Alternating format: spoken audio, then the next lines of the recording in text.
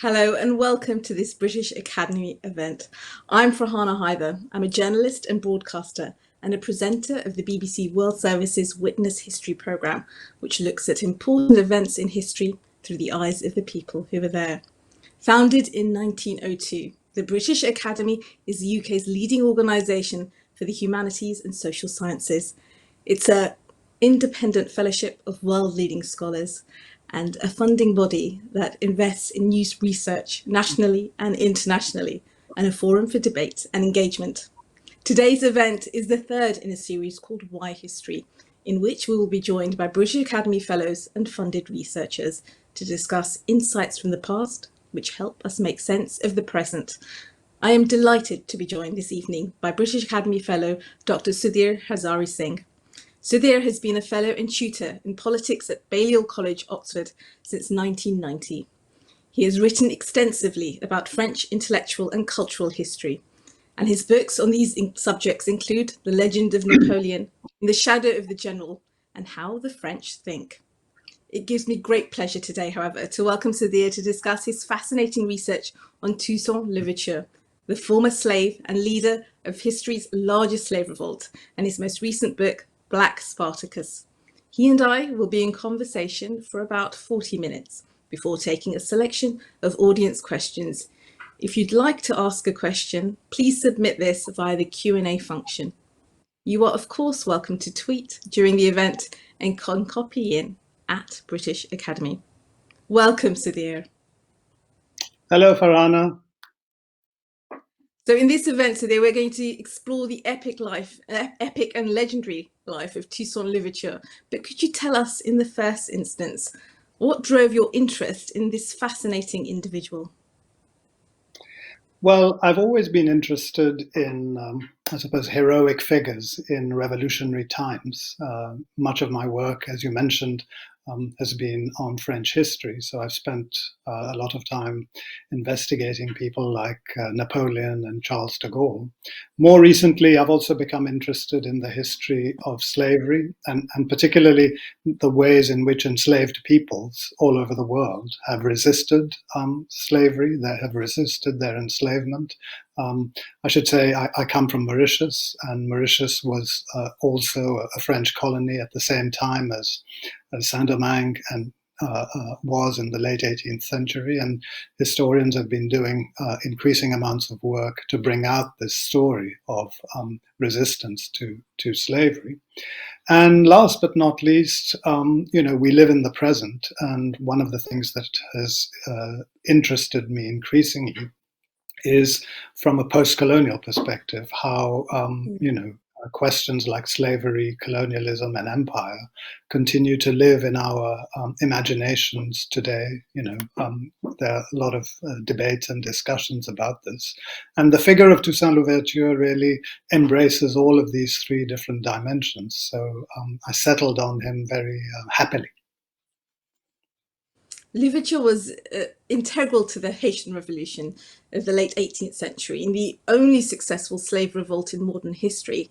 So how did a former slave and coachman rise to become a brilliant general and nation builder? That's a wonderful puzzle because he didn't have a formal education as an enslaved person.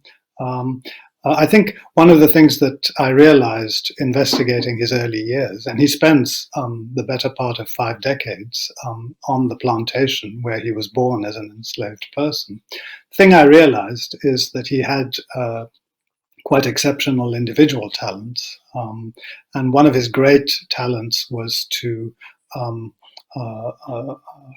build freedom, I suppose I would say, from within structures of constraint. And you see how he does this even when he's an enslaved person. He eventually works his way towards becoming the coachman of the plantation. So he has all the qualities that we associate with very successful individuals. A sense of initiative, a capacity to work hard. But I think what is really striking about him, and you see this from very early on as well, is that he has all the qualities also we associate with revolutionary leaders.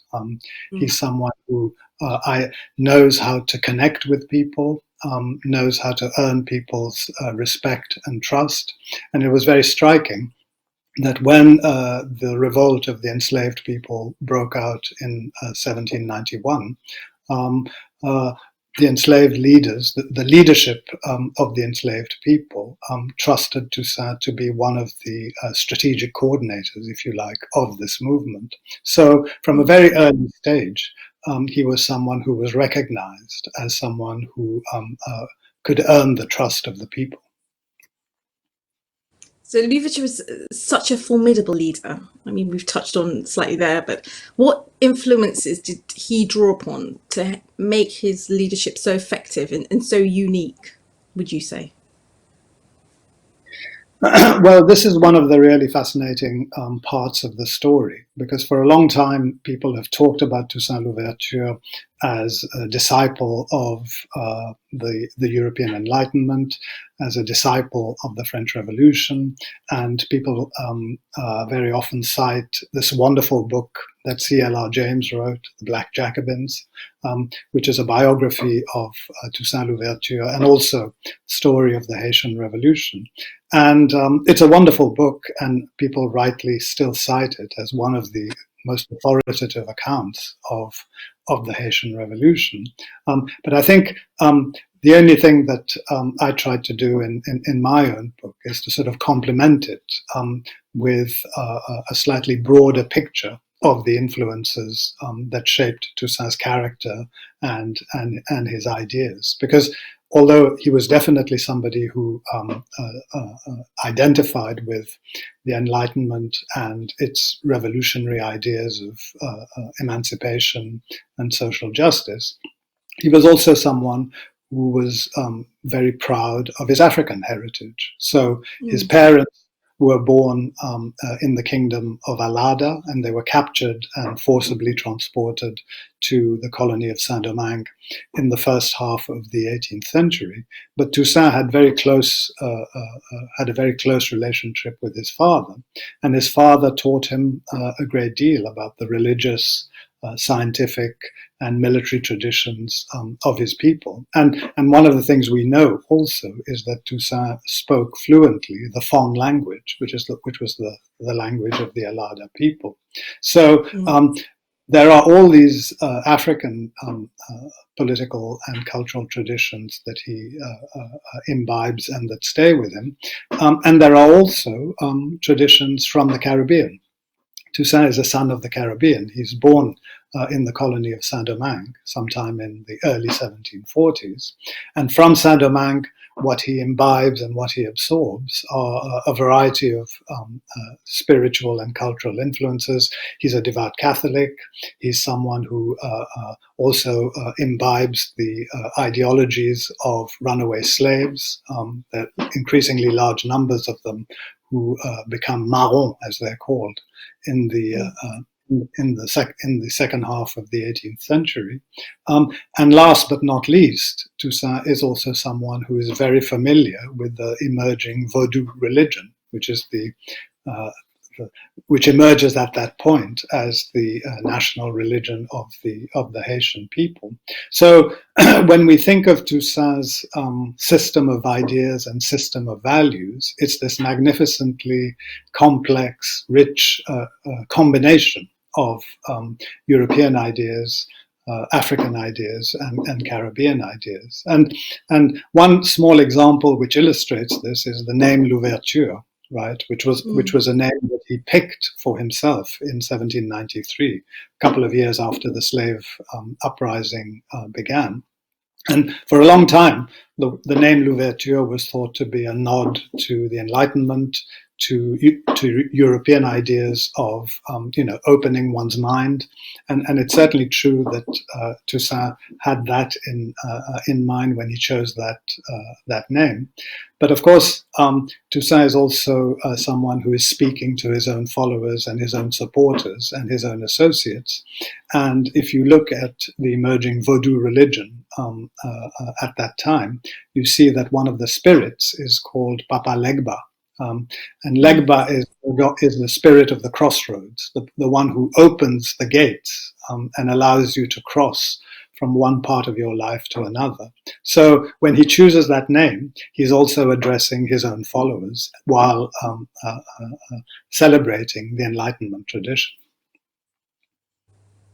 I mean, we've touched on the complexities of this tale, the tale of Toussaint Louverture. I think in a lot of ways you reimagine and reframe Toussaint and the Haitian Revolution, and you deal, I mean, expertly. I think the book is gripping. You deal with the complex matters of French, Spanish, and British involvement in Saint Dominique and the different African and ethnic groups. So you're pushing back against some versions of Toussaint and the Haitian Revolution that already exist. I mean, how did you go about doing that and reframing it this way?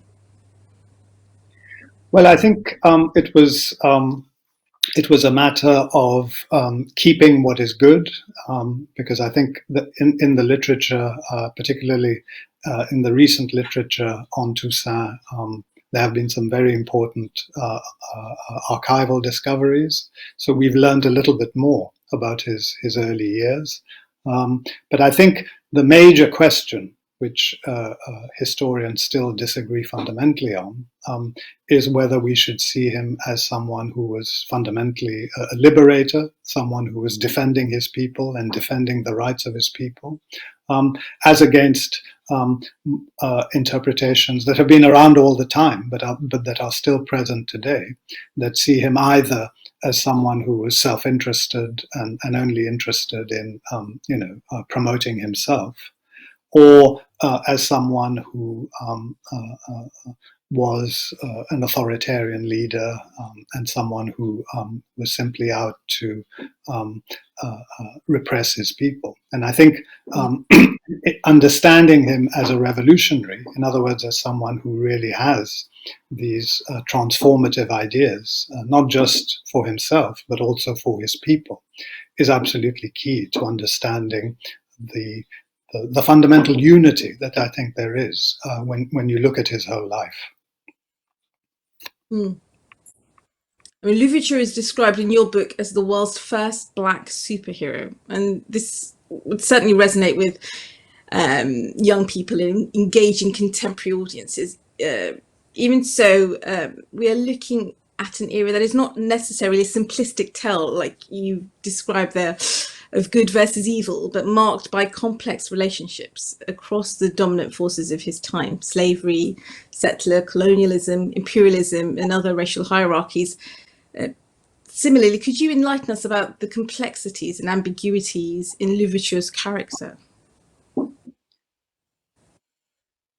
In terms of Toussaint's character, I think I'd say, first of all, I think he has very clear and coherent objectives that are clearly formulated in his mind from the early 1790s, and they are.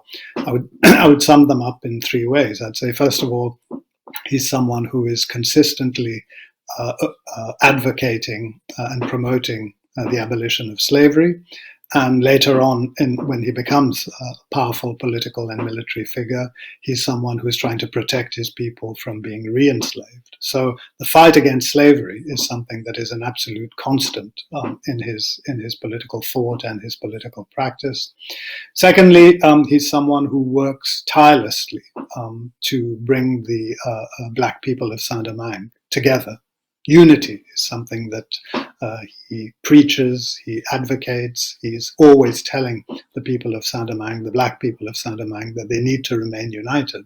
And one has to remember that in the late 18th century, 60% of the black population of Saint-Domingue was not born in the colony. They were born in Africa, captured and enslaved and brought over to Saint-Domingue. So these were people who often spoke different languages, didn't know each other necessarily. So one of the fundamental tasks of Toussaint as a political leader is to bring the black people together and create a sense of unity and common revolutionary purpose in them. And this is something that he achieves. And indeed, it's because he achieves it that Haiti is able to gain its independence in 1804. But that's his fundamental second objective.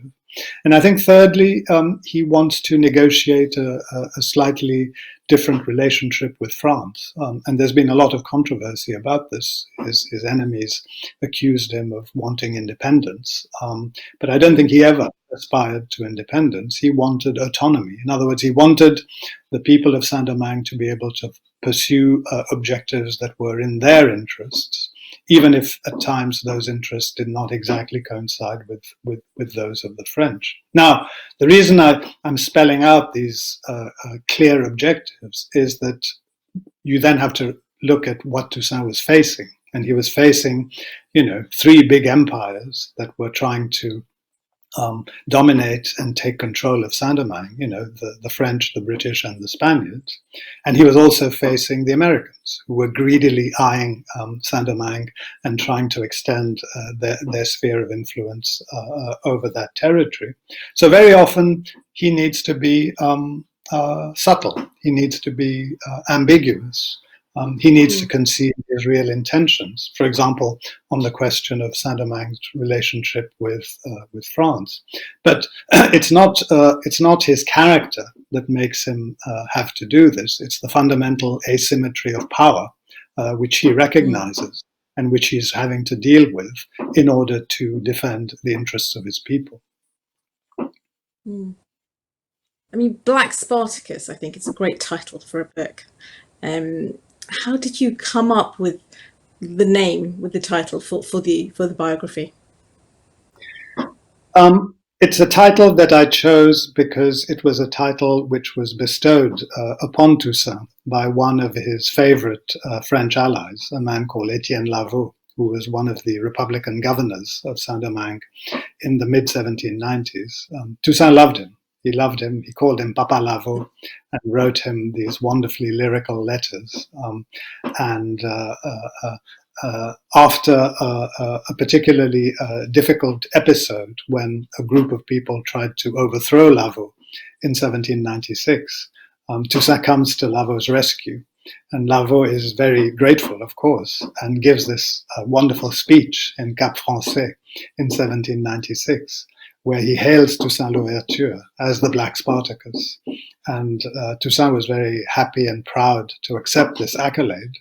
And of course, this is an accolade that resonates with the writings of the Radical Enlightenment. There was a book by Diderot and Raynal called the Histoire philosophique, which contained a warning, as it were, to the slave owners that if they didn't abolish slavery or reform it fundamentally, that a Black Spartacus would rise to avenge the new world.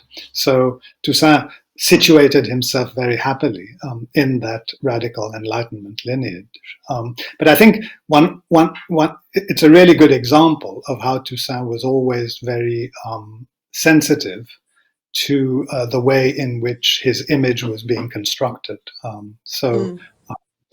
He chooses this not simply because he likes to be flattered, but because he chooses to use this name as a way of signaling to his French allies that he is one of them. Yeah, it's fascinating. I mean, during your research, your archival research for the book, did you encounter any contemporaries of Louverture's that should have wider recognition? Oh gosh, yes, wonderful question, and the book has such a kind of extraordinary. The Haitian Revolution has such an extraordinary cast of characters. It's a revolution of the people, and so it's a collective uprising which begins in 1791 with pretty much the entire population of enslaved men and women rising up against their oppressors. And it eventually becomes a war of national liberation in which everyone fights to kick out the French who have come back to enslave them.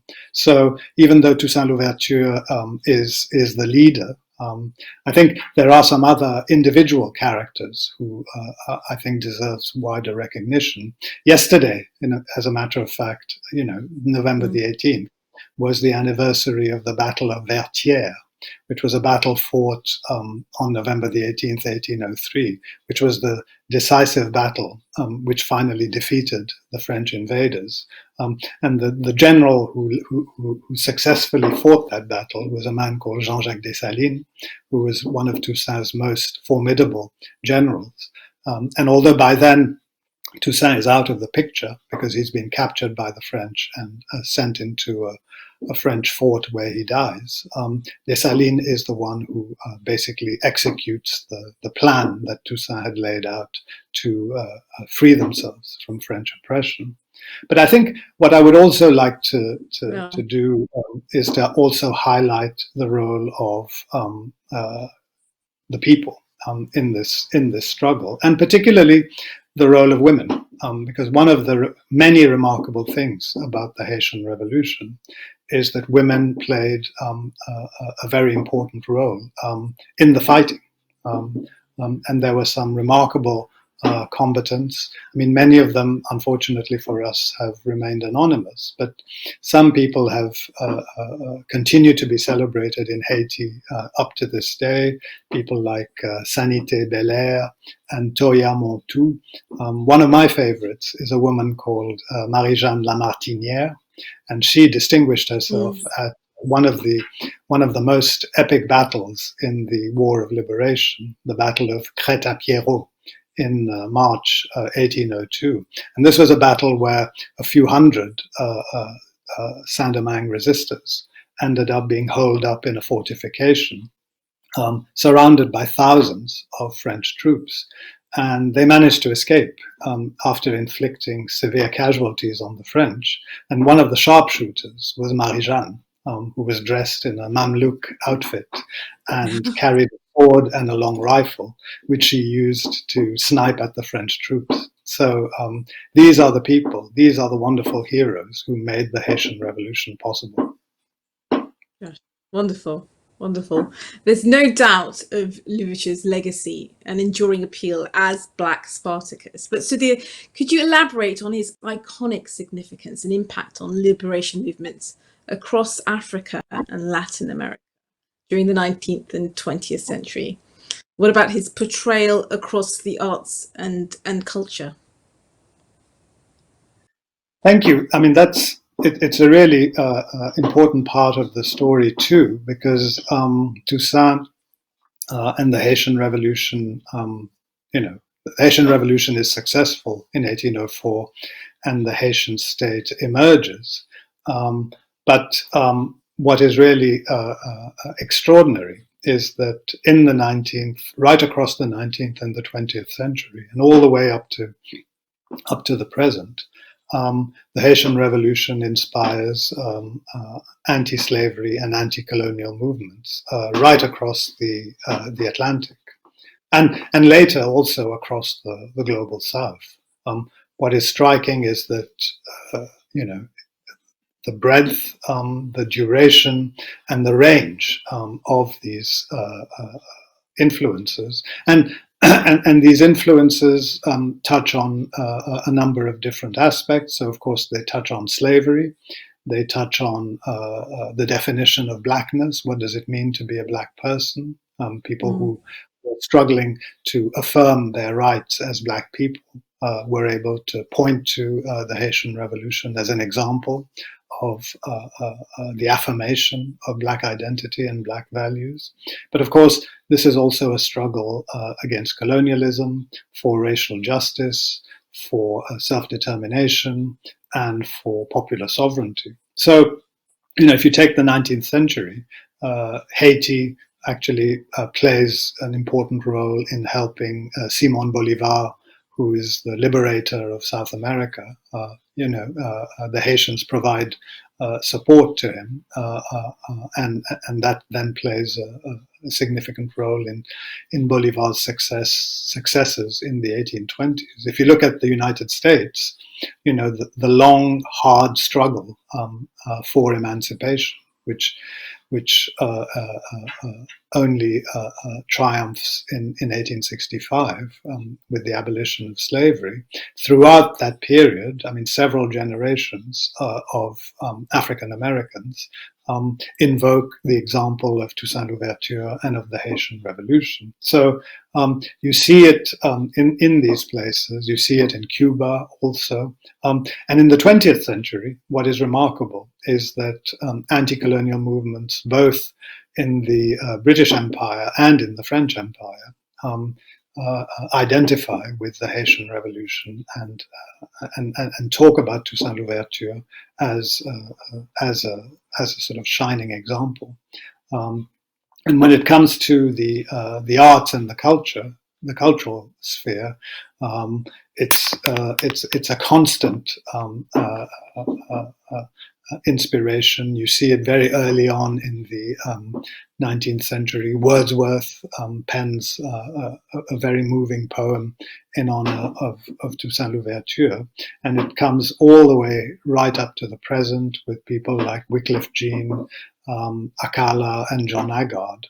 So that is someone who has identified, has inspired, I should say, successive generations of artists. The only thing that hasn't happened yet, we were talking about this before our broadcast began, the only thing that hasn't happened yet is that we haven't had a nice big blockbuster movie about him, but maybe the time has come now.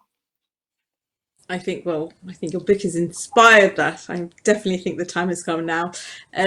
Moving more to the present, how does Louverture's impact resonate today, Sudhir, especially considering current activism and protests that are taking place against racial equality, inequality, and injustice, and movements like Black Lives Matter? I think that's really important too, because the Haitian Revolution, if you like, the Haitian Revolution can serve a number of functions in the way we think both about the past and about the present. When we think about the past, one of the issues that has become very prominent in discussions of slavery, for example, and colonialism is the question of reparations. And of course, one of the things that was absolutely scandalous was the way Western countries, and particularly France, treated the state of Haiti when it became independent. In 1825, the French government basically forced the independent Haitian government to compensate the slave owners for their loss, and basically the Haitian government at the time had no option but to accept this because they were being blockaded by the French with the tacit and actually active support of all the other imperial powers. So the Haitians only got out of that debt, paid it all, in the middle of the 20th century, right? This is something that they were stuck with for more than a century. And of course, it played a very negative role, and it was a huge obstacle to their capacity to grow and develop. So when we think about what happened in Haiti after independence, and we think about this issue of reparations, Haiti is unfortunately a very good example of that. But I think when we also look at political activity, political mobilization, such as the mobilization of the Black Lives Matter movement, I would say that this is exactly a movement that is in a Louverturian spirit, if I can use that expression, because Toussaint fundamentally believed that if Black people wanted to defend their rights, they themselves had to stand up for them. No one else would do so on their behalf. So this seems to me to be very much the spirit of Black Lives Matter. It's about standing up. It's about refusing to accept injustice. And also championing the key principle that racism is something structural. It's something systemic. It's something that you have to tackle at its root. It's not just something that is a matter of fixing or correcting people's attitudes. And in that sense too, it seems to me Black Lives Matter is a very clear inheritor of this revolutionary tradition which Toussaint Louverture embodied so well. Fascinating. So interesting. And Sudhir, what do you think Louverture would have made of negotiating with racists and white supremacists? How did he go about doing that? And what do you think his view of that was?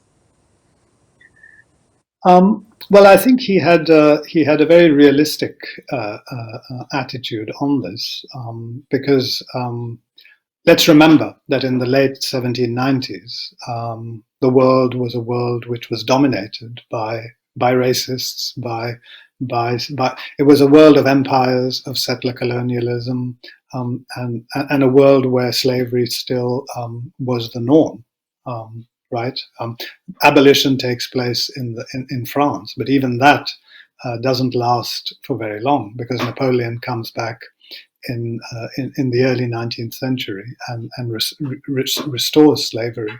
So Toussaint was someone who realized that if he wanted the colony of Saint-Domingue to flourish, he needed to be able to continue to rely on the scientific and technical know-how of the white settlers. So he essentially comes to a compromise with them.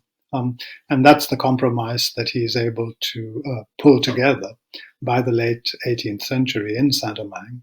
He creates effectively a multiracial republic there where whites, people of color, and black people live together.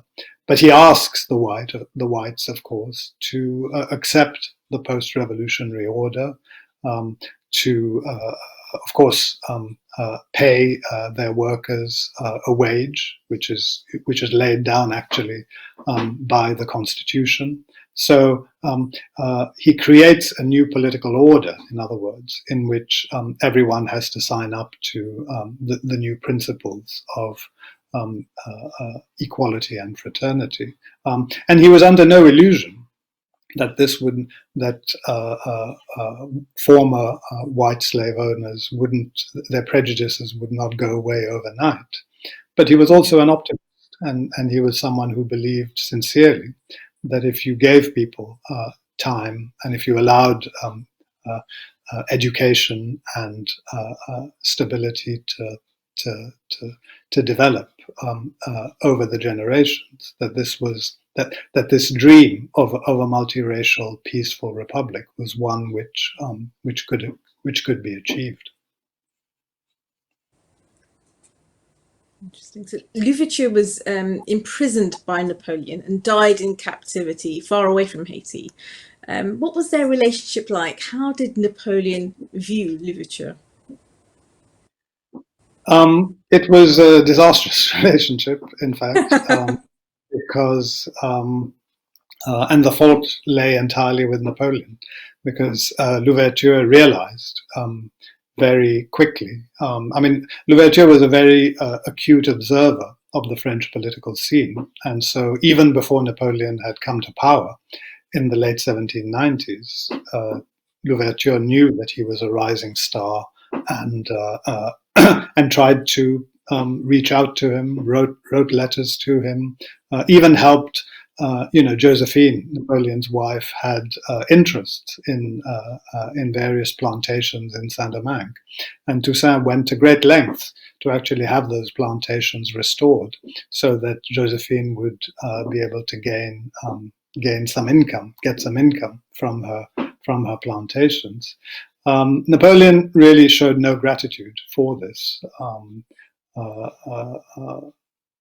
Basically, I think the differences are really intellectual differences. Toussaint is someone who was a defensive patriot.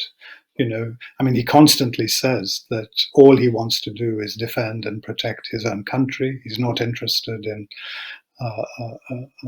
foreign adventures, as he would call it. Whereas, of course, Napoleon was a conqueror, an imperialist, someone who believed in expanding French influence by force of arms. But the fundamental difference between them, of course, is that Toussaint was someone who genuinely, as I was saying a moment ago, genuinely believed in the principle of racial equality. Whereas Napoleon was, and one shouldn't one shouldn't pull one's punches in this area. Napoleon was someone who was racially prejudiced, particularly against black people. And the fundamental purpose of the invasion that Napoleon promotes in 1801, the invasion of Saint-Domingue, is to restore white rule, right? It's to eliminate the black revolutionaries who have really taken control of the colony and have been administering it in the name of the French Republic up to that point. And Napoleon, we have it on the record. I mean, he didn't write this down, but he said it to several of his associates. Napoleon really fundamentally disagreed with the abolition of slavery in 1794. He said that he thought that was a mistake, and that was the reason why he tried to. He succeeded, in fact, in bringing slavery back to the other French colonies. Not in Saint-Domingue, of course, because the French were kicked out. But in other French colonies, slavery was restored. So these were fundamentally different people, and I suppose it is the tragedy of Toussaint Louverture that he didn't come up against a French ruler who was more sympathetic, not just to Toussaint's own ideas and values, but to the real ideas and values of the French Revolution. Napoleon is a counter-revolutionary, really. He's someone who is betraying the principles of the French Revolution. And that's why between Toussaint and Napoleon, you could never really have any fundamental agreement. Gosh, look, so they were nearly coming to a selection of audience questions, but before we go to those questions, can you tell us what you're planning to do next? Where are you planning to take your research? Oh, wow. I haven't yet fully recovered from imbibing myself so deeply in the history of Saint-Domingue and Haiti. I mean, I would like to do some more work in the general area of, I suppose I would call it anti-colonial resistance, because one of the things that we're learning, of course, not just with slavery, but also with colonialism, is that it wasn't something that came naturally or that worked naturally, and that people resisted colonial rule. And I think, particularly in the French context, there are some very interesting stories that I would like to explore further. And that's what, once the archives become open again, I would like to pursue a little more. Sudhir, thank you so much. We're going to open now to audience questions. There have been a number coming in. I want to ask first, let's go to this one. Did Louverture influence the American abolitionists like Douglass?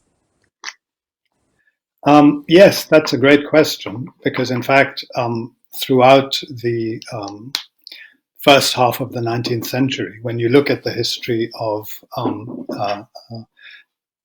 abolitionism in the United States, and particularly the history of African American abolitionism, you see that Toussaint plays an absolutely key role in shaping that movement.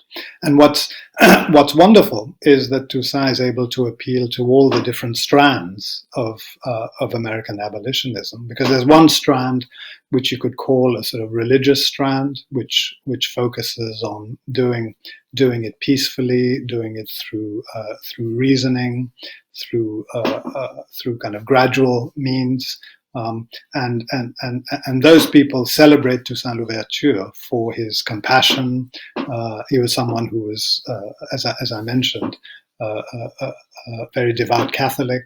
So they said that Toussaint was someone who was worthy of African American admiration, because he, preached forgiveness and didn't want to simply eliminate the white settlers from the scene.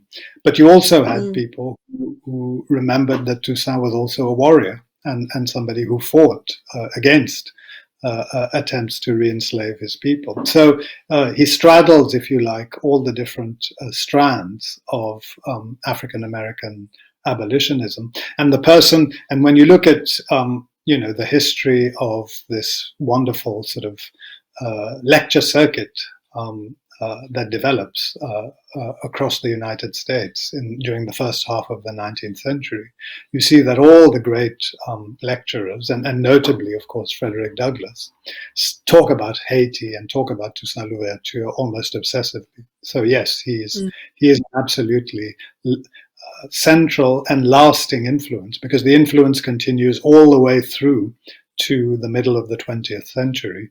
And it's almost the kind of link with the emergence of the sort of civil rights activities that we know about in the 50s, in the 1950s and 1960s. Great question. And another good question here. In the book, you mentioned tantalizing documents about Toussaint Louverture, which have only come to light recently. Which of these details about Louverture were the most tantalizing for you? What would you say? What would you still like most to find out about this leader? That's an interesting question, Sudhir, put to you. Thank you. Yes. Well, we know a lot. Almost all the documents that we have are from the last 10 years or 11 years of Toussaint's life, when he enters the public stage, if you like, in 1791. And he only has, just over 10 years to live by then. And so this is the extraordinary life that he then goes on to live. But everything that had happened during the previous 50 years, we have very few documents about. So we don't know exactly when he was born. We know that he was emancipated from slavery, but we don't know exactly when. We can more or less deduce that it was sometime around the mid-1770s. In terms of these documents that have recently emerged, there have been some. It's been discovered that he was married once before. Everyone knew that he was married to a woman called Suzanne, who gave him 2 children in the early 1780s. But it's now emerged that he was married once before, probably sometime in the 1760s. And those documents have emerged as well.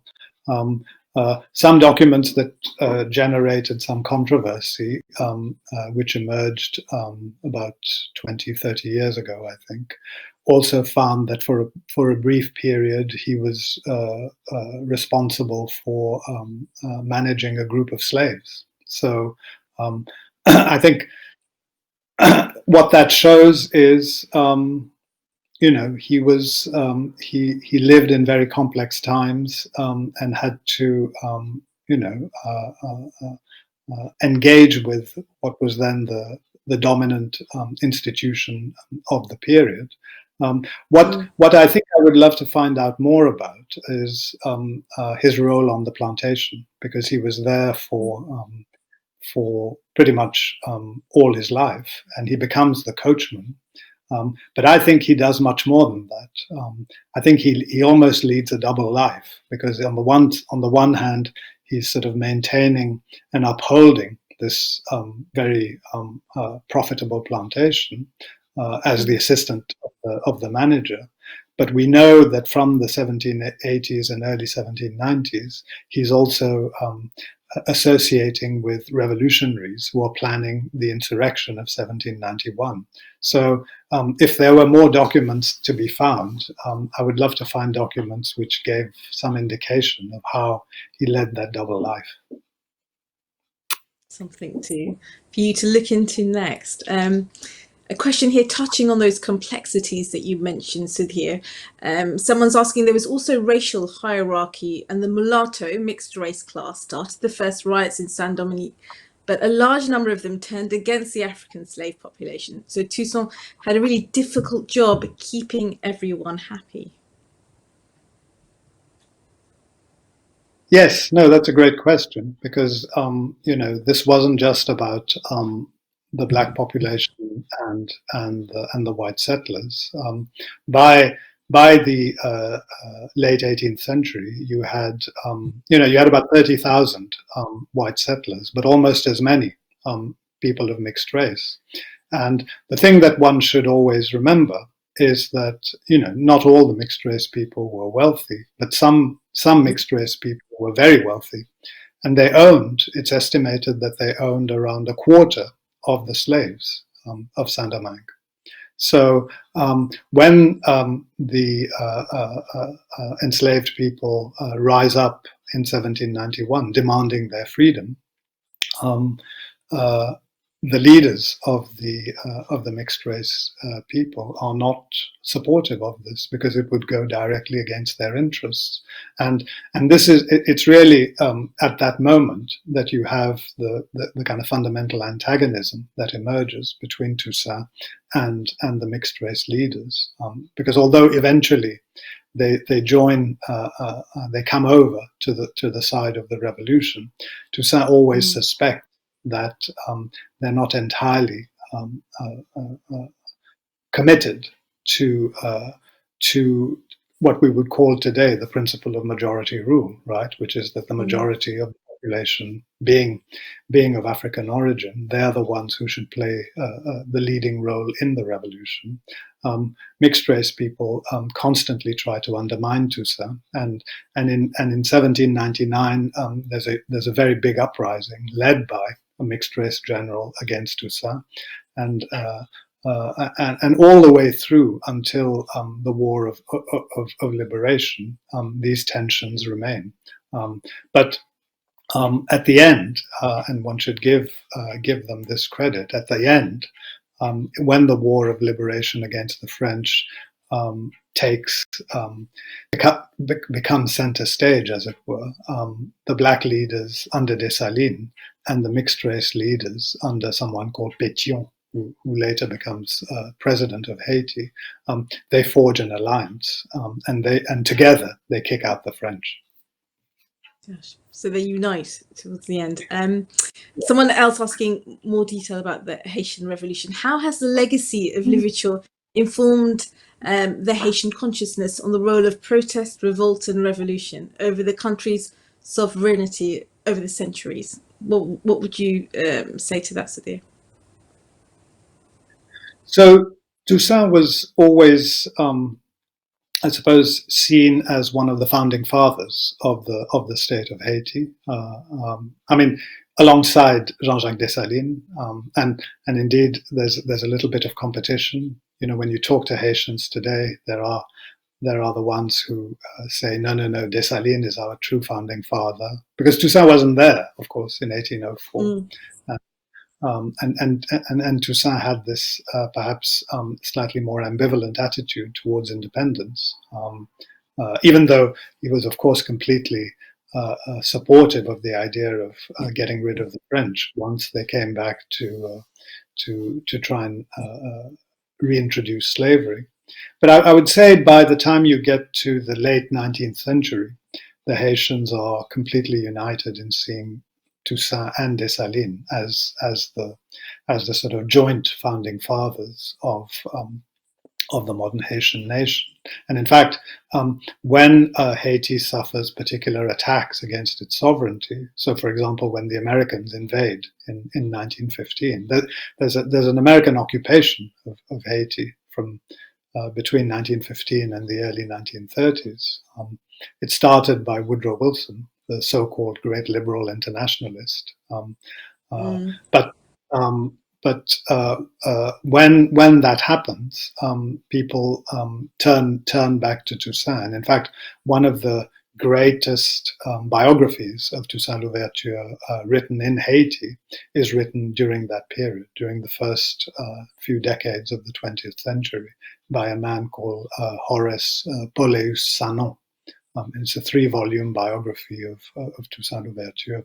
So, and later in the 20th century, when you have people like Jean-Bertrand Aristide, who emerge, they point to Toussaint Louverture as one of the great heroes of the nation. And of course, when you go to Haiti today, you find lots of statues of Toussaint in many different places. So he's still very much a presence in the minds and in the imaginations of his people.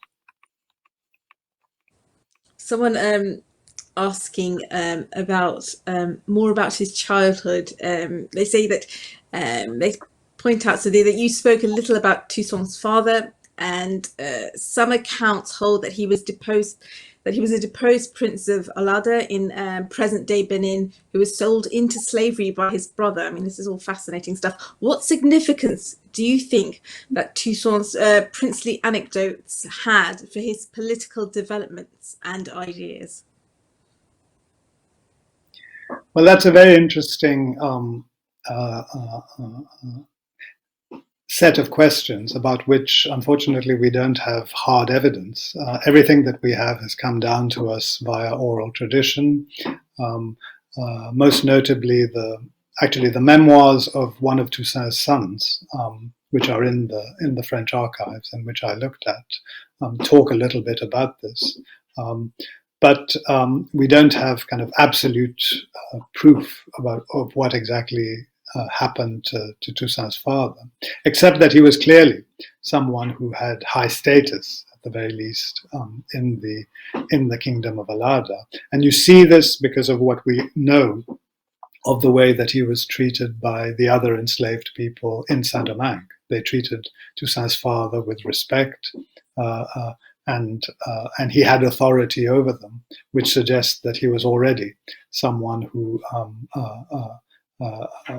had some kind of status. Now, of course, that status may not have been royal. It could have been that he was a senior official in the kingdom of Alada. We won't know for sure. But I think what I would deduce from all of this is that Toussaint used these stories when he was growing up as a way of affirming his own identity and his belief in himself. Because, of course, the thing you have to always remember with enslavement is that it's something absolutely crushing to your individual spirit, right? Because you don't even have a surname, you have no history. Everything is done to destroy you, both physically and mentally.